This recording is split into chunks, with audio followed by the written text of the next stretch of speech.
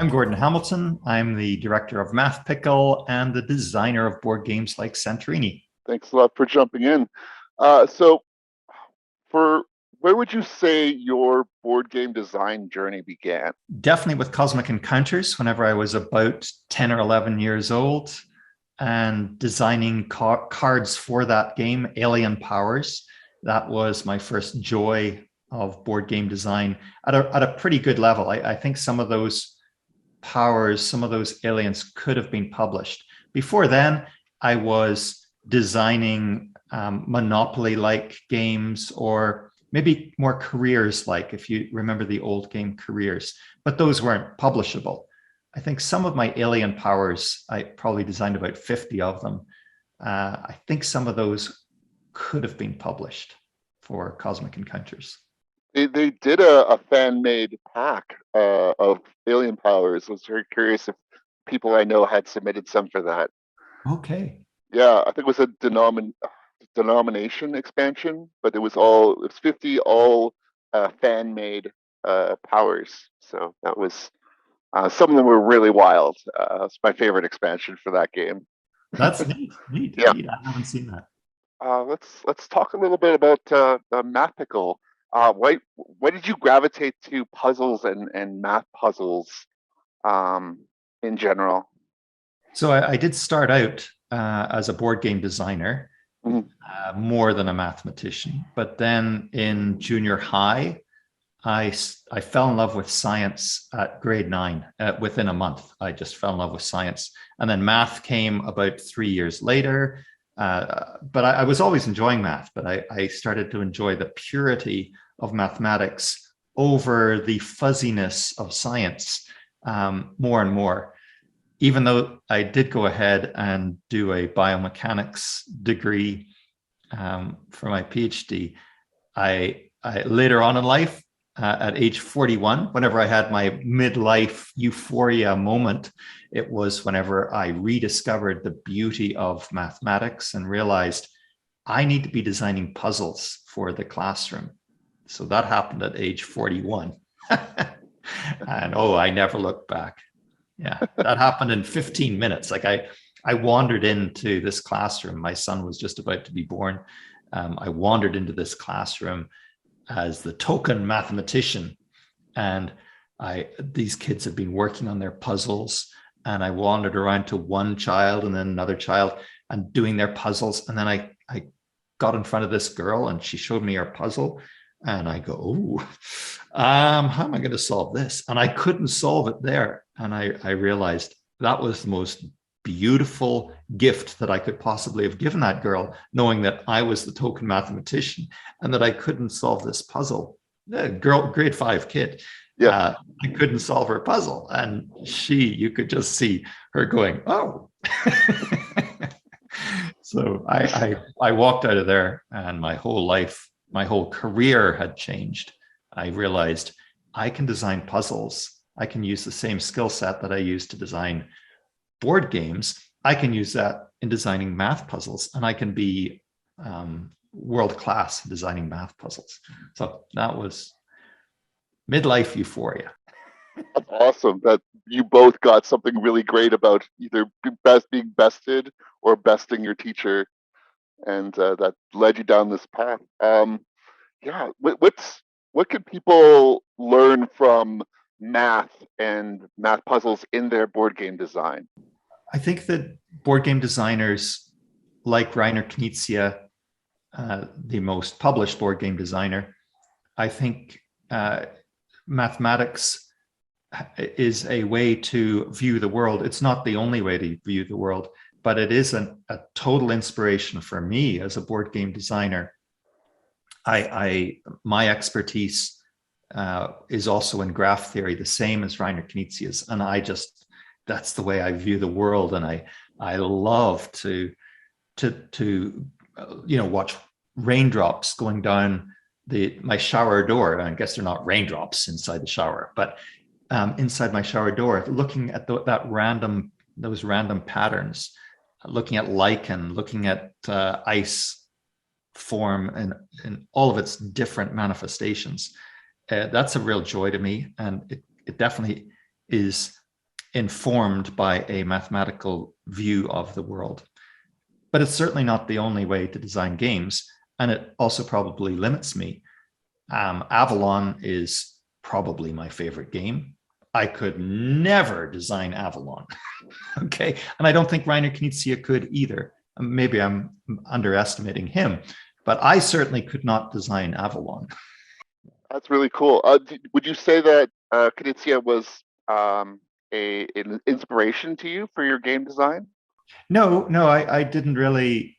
I designed Santorini in 1985, and I don't know if he was active, but I certainly wasn't aware of him in 1985.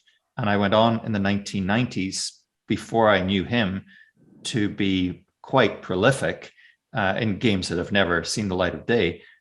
They're still in my basement. I've never been an organized business person like Reiner Knizia. Certainly I was not inspired by any other person other than the person who designed Cosmic Encounters. And Isola. There was a little game called Isola that definitely inspired me. And Stratego. So there were games that definitely got my imagination flowing. But none of the famous board game designers that I could name today were part of that. And I couldn't tell you who designed Isola, but that was a beautiful little game. It was on I believe a 7x8 grid. I believe that's true.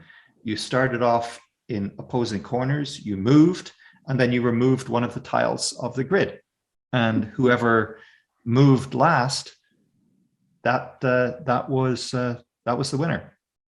And you had to move on to a tile. So I find that a minimalist joy, and a game that I could have produced, unlike Avalon, but one of those games that is pure enough that I think I could have done it if I had been around 50 years earlier. Yeah. It's funny that you mentioned Stratego, and Reiner Knizia did the Lord of the Rings game, which is very much a Stratego enhanced. Yeah, Lord of the Rings, the Confrontation would be the game that I play with my son Kiefer. I started playing that whenever he was about age 5 or 6, and it has remained one of our top 2 games every year since that. So absolutely a joy of a game.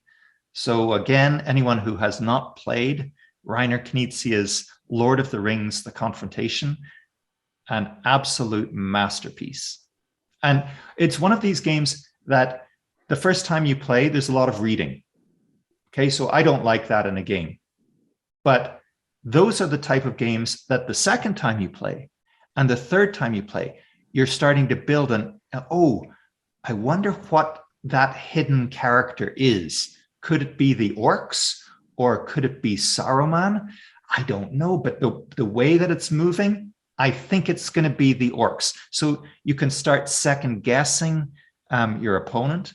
This is a total joy of a hidden information game, and that game nails it.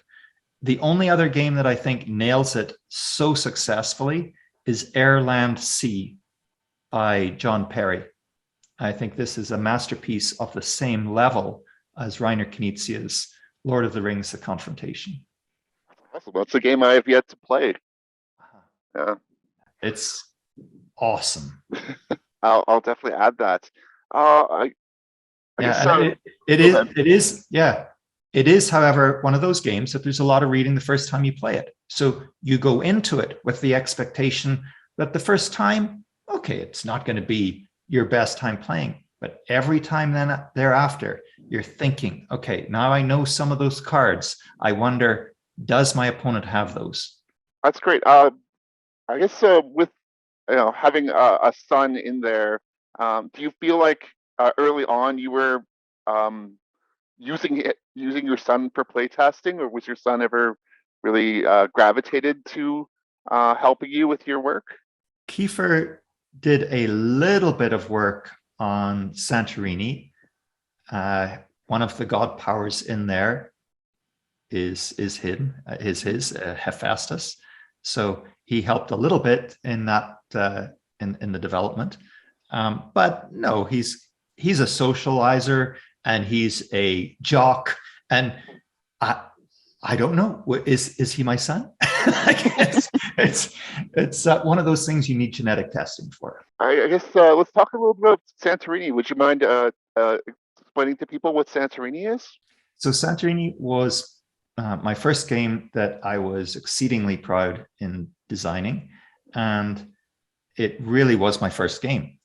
And I woke up in 1985 and I looked at a poster on my wall, and this poster had a bunch of corporate executives climbing white skyscrapers with ladders. So the corporate executives were white, the ladders were white, the skyscrapers were white. And I don't remember why this poster was in my bedroom, but there it was. And I had midterm exams to study for. This is December, just before my midterm exams in mathematics. And I took the entire morning off because I realized I can design a game over this. And it literally took half an hour for me to get from my initial idea, which was that people should be able to, the workers should be able to walk up the sides of the skyscrapers. So they could stick like a spider to the sides and to the top, to move from that to just having it like it is now, where you move and then you build. And your movement, you can't stick to the sides. You have to move from one level to the next level. So that's the only rule that I got rid of.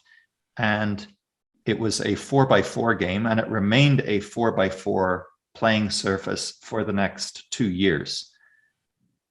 And that was Santorini.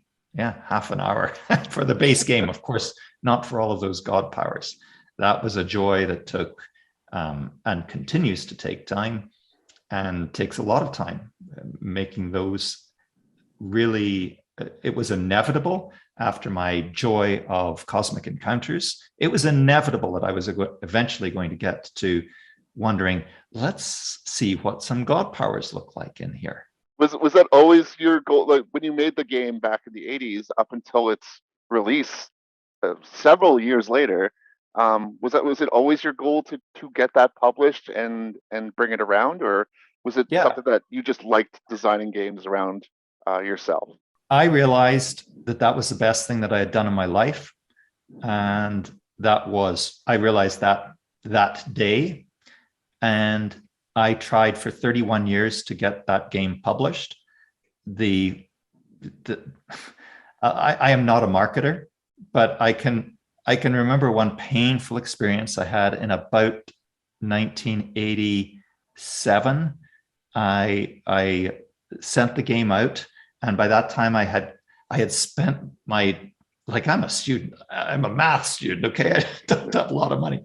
I had spent money to get a Teflon board made, and I had got pieces, and I sent it out to this guy who was supposed to be this guy who knew games and was really good, and I sent it out with him and his camping to this camp that he was going to play with his buddies, and he came back with a one-word idea. The game should be called Frustration. Oh, that was it. Oh my gosh. That was the start, and that was not, unfortunately, the end of my attempts and futile attempts to get it published. Do you still have some of your original prototypes from the game? Yes, I do. I certainly have the Teflon board. It is totally ungodly, the colors. The top left is red, then we have orange, then we have yellow, then we have green. So I've got this rainbow, because I thought, okay, by that time I thought we don't have to play on a 4x4 board. You can choose what colors you want to go out to. And it went out to 6x6. And for anyone wanting to concentrate, to have that rainbow-like effect in front of them, one of my first disasters as an idea. Yeah. So when tell us about how you went to go about getting it published, and when you met up with Roxley with the design. Oh my goodness! I mean, that was years later. The number of iterations before then.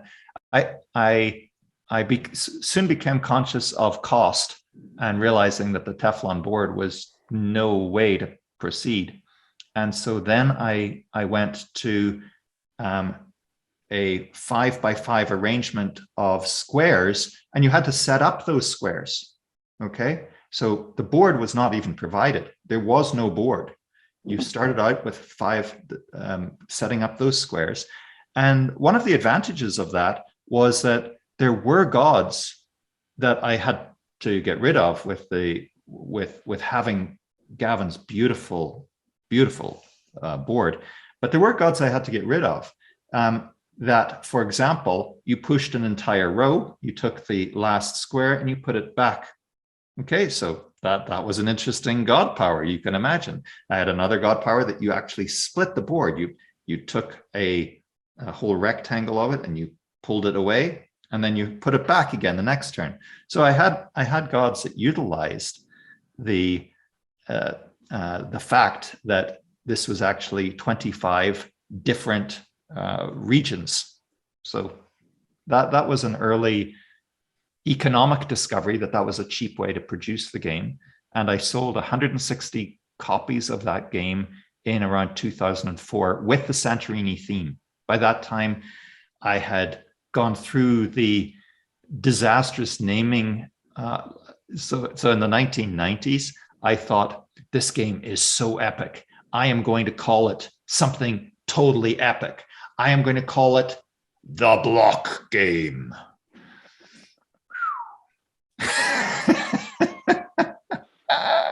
So needless to say, I am not a marketing wizard.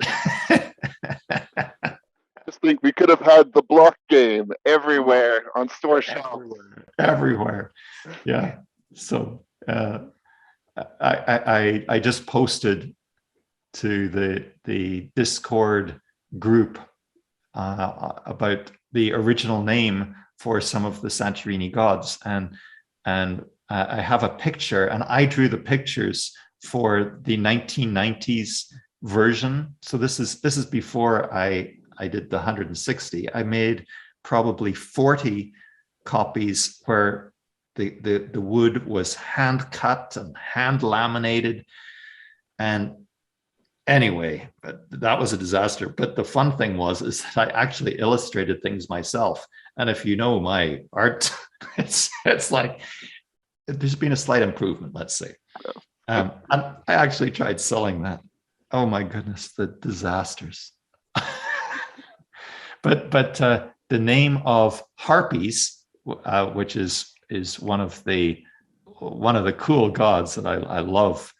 I don't like it's painful to play against, but Harpies used to be ripe banana slurry. That's bizarre. But it's a template, I guess, for different mechanics to sit on top of. Do you feel like that is a lot of your game design principles, is building like a foundation and then building upwards from there? Yeah, certainly nailing the base game is something I totally encourage new board game designers to do. It's way too easy to get into the fluff of designing gods. Okay, and designing cards. That it's way too easy to do that, and to miss that you need to do serious work on that game, the pure game, without any extra fuzz and fluff. You just need to have that base game absolutely nailed. And that is something that I definitely bring to the board game design table whenever I'm helping other people with their board game designs.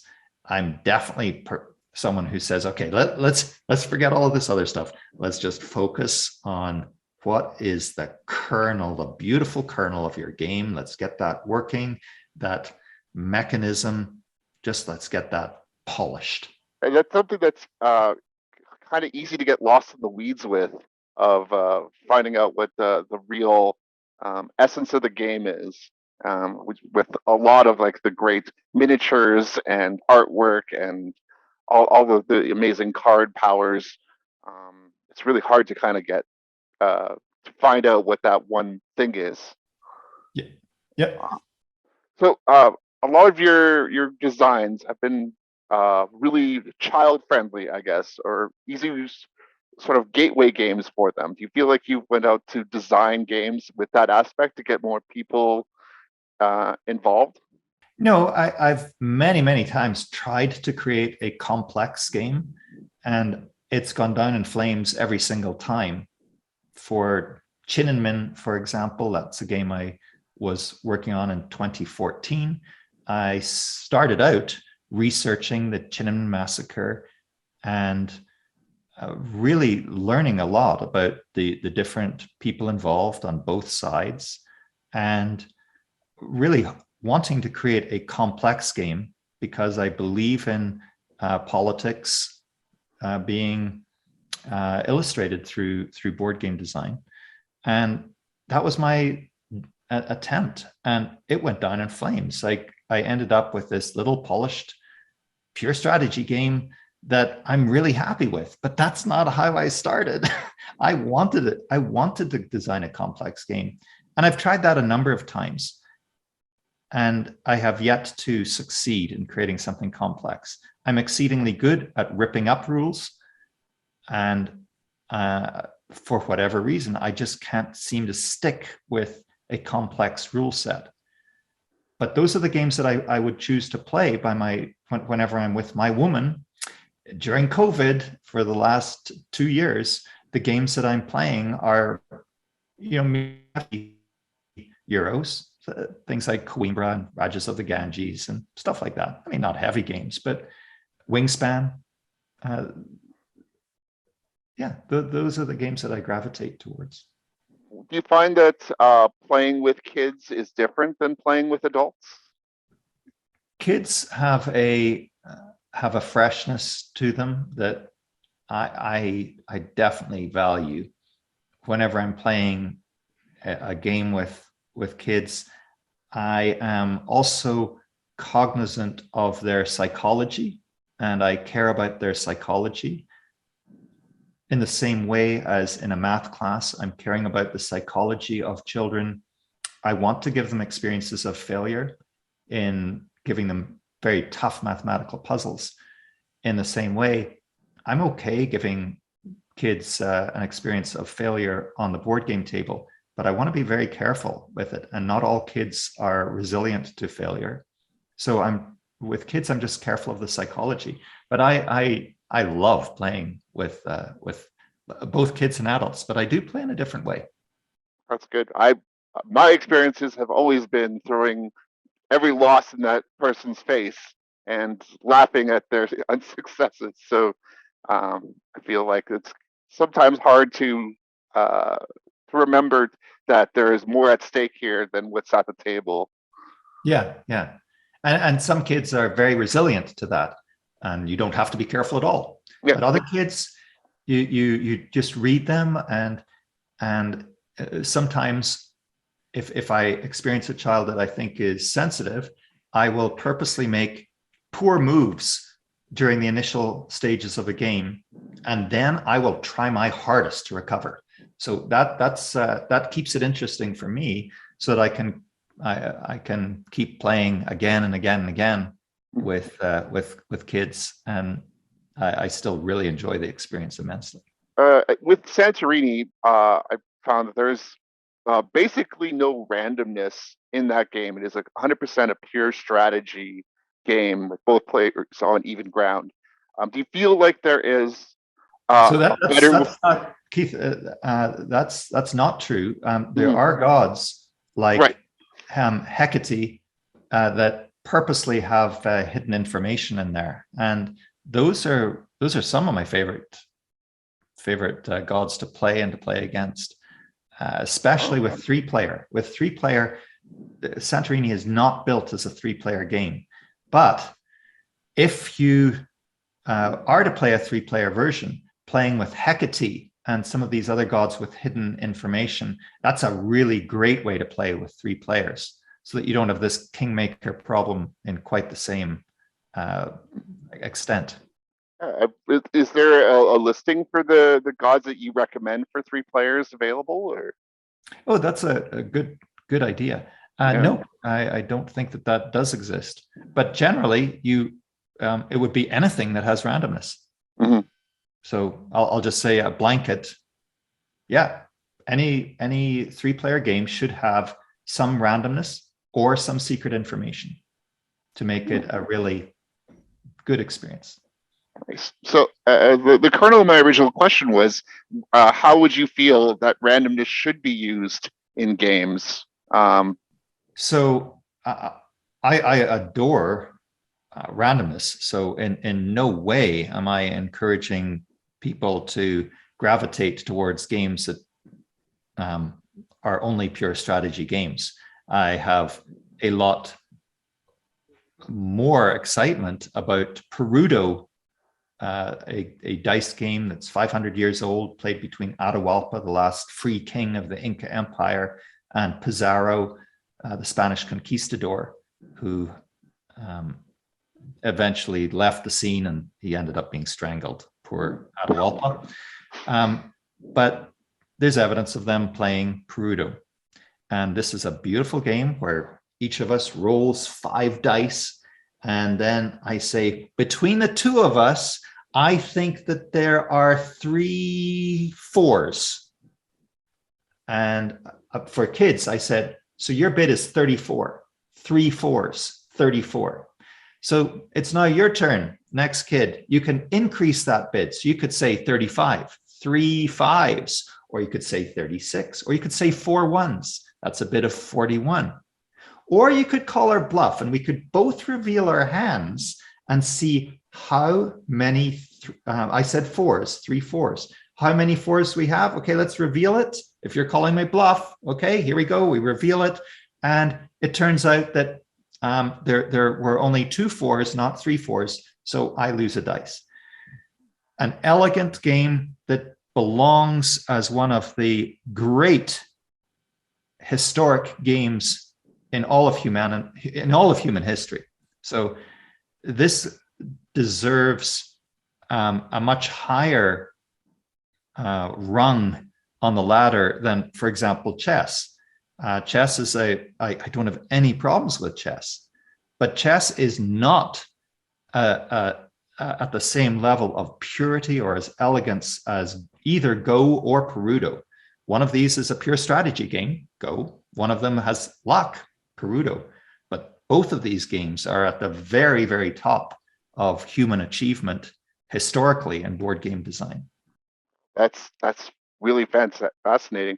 Yeah, that's became popularized under the name Liar's Dice a lot, and I had discovered it probably in like about mid 2000s, and it was one of the first experiences I had actually in a video game where you would take a sidestep and you would play the Liar's Dice in the game, and I would just do that instead of all the big going off and shooting people and stuff. Like, I'm just in a video game playing Liar's Dice with a bunch of computer AI components. Did that one have the ones that were wild? Yes. Yeah. So I hate that. I mean, any mathematician would say this is a complex enough game. You don't need wild ones, and that's absolutely true. There's no need for that extra rule. Again, this is me throwing out rules. There's no need to have that extra rule. The game is a joy, a total joy to play with, just the pure, simple game with no wilds. That's really interesting. I do like the idea that one of the guesses can be the number of wilds, and that guess trumps out all previous guesses. So it's at every fourth or fifth one if you can guess 2 wilds or 3 wilds amongst all players. I enjoyed that, but I definitely can see the case for the simplicity of just having a handful of dice and putting it on the table, and it's you versus me who can position themselves in the right number. Like just to show you how complex this is, just with the basic game. Imagine that we both just have one dice, just the two of us. Mm-hmm. You roll the dice, and now let's say that I rolled a 3. So what do I say? Like it's entirely like maybe I say 1-6, but then you're going to call my bluff. So maybe I say 1-5, or like, and how do you respond to that? Do you call a bluff if I say 1-5? Like, or if you have a 5-2, do you say 2 5s?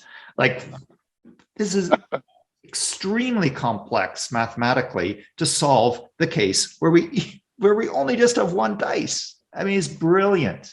It's a unique game in itself, just having one die and just trying to guess. Brilliant. But that's within the realm of solving. Like, I can imagine that a computer scientist could come up and solve that. And that would be interesting. I don't believe that work has been done. But if there's any computer scientists, mathematicians wanting a fascinating thesis question in the board game area, solving Perudo or Liar's Dice for a single dice for 2 players.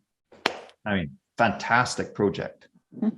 I guess the other one, you have so much amazing geometry happening in the background of your video here. I wanted to ask you a little bit about hexagons that have become ubiquitous in a lot of board game design. Do you feel like there is a shape that's underrepresented that should be put more into the spotlight for board games? I certainly plan to look at 3-dimensional shapes. I think designing a 3-dimensional game that is a good game, I think that Santorini clearly utilizes 3 dimensions in a fantastic way. And I think that there's a lot more to explore in that ballpark. So I instead of just dealing with shapes that are 2-dimensional, I think 3-dimensional shapes need to be explored more. There are games out there that use 3-dimensional shapes, but in some respects, they could be done just as well as 2-dimensional nets. So that I don't count that. But those are nice gimmicks. There's a beautiful game out. I think it's called Planet. And what I was thinking, yeah. So you've got a dodecahedron, and you're layering on these habitats on your own planet, and then you're just counting up how many waters touch other waters, and so that's kind of in the middle between a game that really utilizes 3 dimensions and one that's a gimmick. It's kind of in the middle, and it aesthetically works very well. Yeah. I guess I want to talk about the board game design community in Alberta. Why do you feel that in Alberta, in Western Canada, like board games have really started thriving for games coming out of this area? Well, I think that having a community of people who are viciously friendly at dissecting each other's games is a really, really good quality, especially when you're dealing with complex games. Less so whenever you're dealing with games that are very, very simple, like Santorini and Ragnarok's. Those games you can design by yourself. But whenever you're dealing with games that have layered components and this interacts with this system, then you want to be playtesting, and not just playtesting by yourself. You want to be getting other people's feedback. And so that's where a group of people that are honest, friendly, and vicious all at the same time. That's where that just turned. It's really great. Like there's a stereotype of Canadians being polite, and that is not what you want in a board game review session. You do not want polite. Just takes too much time. You just want to be rudely opinionated. Yeah. For people who have a new game out there and are looking to start playtesting it with people, do you have any advice for someone bringing their game out for the first time? I start any conversation with me being extremely critical of the game. I will say, oh, that didn't work well. And what didn't work well for you? Like to break the ice with saying that really didn't work well. And I mean, I'm not lying whenever I say that. I'm often very not happy with the game that I'm presenting. And for me to be the most critical person at the table, that helps other people be slightly critical. So that would be one direction. But yeah, you have to find people who are brutally honest. Wow. So what do you think independent designers should be doing to kind of build their place in the board game community? Reviewing other people's games and becoming critical of other people's work is maybe the easiest way to start becoming critical of your own work. And even if you fail to become critical of your own work, then becoming part of that community, you'll have other people that are critical of your work, and that's a good direction. Yeah, I think that basically covers a lot of the questions I have. I guess where could people find out more about the work that you have?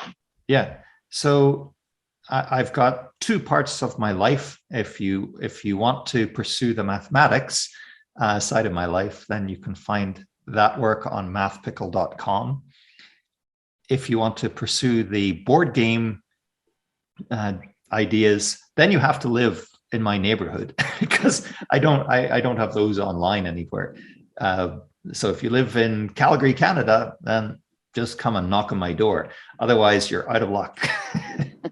All right. Thank you so much for your time. And I appreciate you being a part of our series here, Dr. Gord. Take care. Take care. Okay. Cheers. Cheers.